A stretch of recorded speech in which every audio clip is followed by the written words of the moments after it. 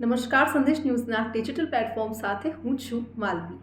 ઉનાળો એટલે રસાળ ફળોની મોસમ. ફળોનો રાજા એટલે કેરી.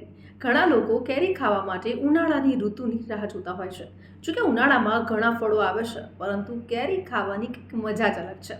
અચ્છા, તમને કદાચ ખબર હશે કે પહેલાના જમાનામાં ઘરડાઓ કેરીને પાણીમાં પલાળીને પછી જ ખાતા હતા.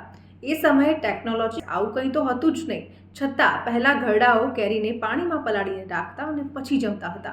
હવે તમને પણ સવાલ એવો થતો હશે કે આવું કરવા પાછળ શું કારણ હોઈ શકે? કેરીને શા માટે પાણીમાં પલાળીને રાખવી જોઈએ? શું તમને ખબર છે એની પાછળનું કારણ? ડોન્ટ વરી, જો ના ખબર હોય તો હું તમને જણાવી દઉં. જમતા પહેલા ઓછામાં ઓછા 1 કલાક માટે પાણીમાં કેરી પલાળી રાખવી જોઈએ. આ દેશી ઉપાય પાછળ એક લોજિક છે. કેરીની તાસીર ગરમ હોય છે. જે કેરીને પાણીમાં પલાળ્યા વગર ખાવશો તો ચહેરા અને શરીર પર પિમ્પલ્સ થઈ શકે છે. તમારા પેટની ગરમી પણ વધી શકે છે, જેના કારણે તમને કબજિયાત, એસિડિટી, પેટની પ્રોબ્લેમ્સ થઈ શકે છે. અને આ સિવાય ઘણા કારણો છે જેના માટે કેરી ખાતા પહેલા તેને પાણીમાં પલાળીને રાખવી જોઈએ.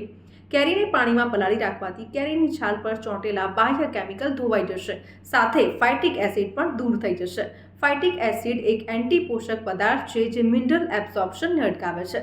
તો શું તમે કેરીને પાણીમાં પલાળીને રાખો છો? અમને કમેન્ટ કરીને જરૂરથી બતાવજો.